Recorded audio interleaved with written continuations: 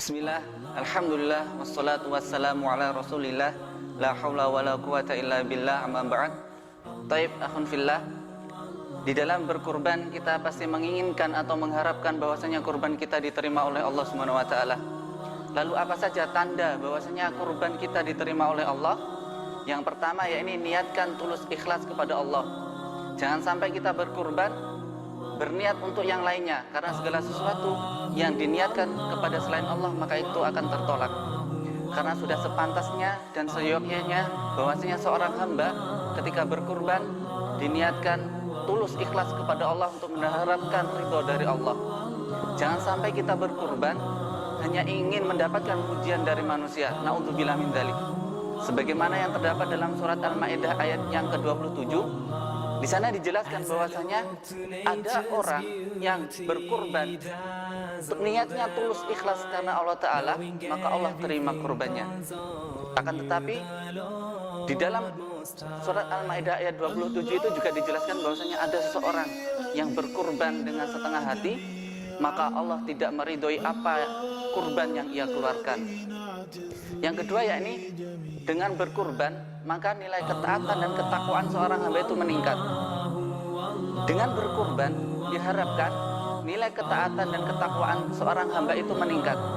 Jangan sampai setelah berkurban nilai ketaatan dan ketakwaannya itu semakin menurun. Jika semakin menurun nilai ketakwaan dan ketaatannya, berarti ada yang salah dari kurbannya. Karena tujuan dari sebuah ibadah adalah untuk meningkatkan ketakwaan kita kepada Allah. Semakin giat seorang hamba, semakin rajin seorang hamba beribadah kepada Allah, di situ pula semakin tinggi derajatnya, tingkat ketakwaannya di sisi Allah. Sebagai contoh, ibadah sholat. Tujuan dari sholat adalah untuk meningkatkan ketakwaan kita kepada Allah. Sebagaimana dalam surat Al-Baqarah ayat yang kedua dan ketiga, Dzalikal kitabu la raiba fi hudal lil muttaqin. Siapa itu orang yang bertakwa? Alladzina yu'minuna bil ghaibi wa yuqimunas shalah. Yani orang yang salat. Kemudian ibadah puasa. Ibadah puasa tujuannya adalah untuk mendapatkan ketakwaan kepada Allah. Sebagaimana yang terdapat dalam surat Al-Baqarah ayat 183 dijelaskan bahwasanya ya ayyuhalladzina amanu kutiba alaikumus siyamu kama kutiba alal ladzina min qablikum la'allakum tattaqun. Tujuannya apa? Agar kamu menjadi orang yang bertakwa. Kemudian ibadah haji.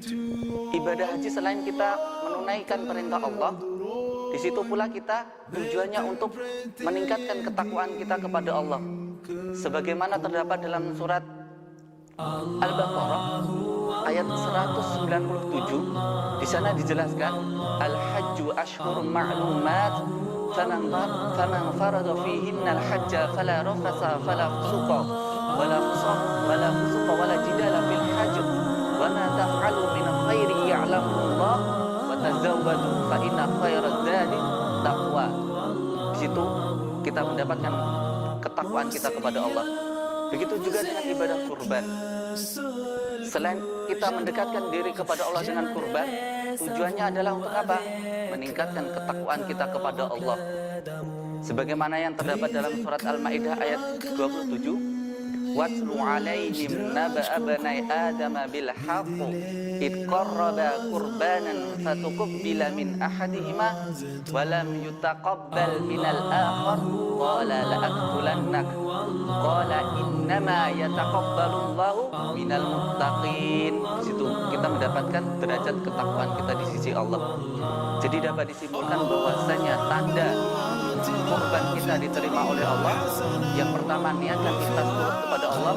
Yang kedua yakni dengan berkurban nilai ketaatan dan ketakwaan kita diterima semakin meningkat di sisi Allah. Taib, barakallahu fikum, semoga bermanfaat. Akhirul kalam, assalamualaikum warahmatullahi wabarakatuh.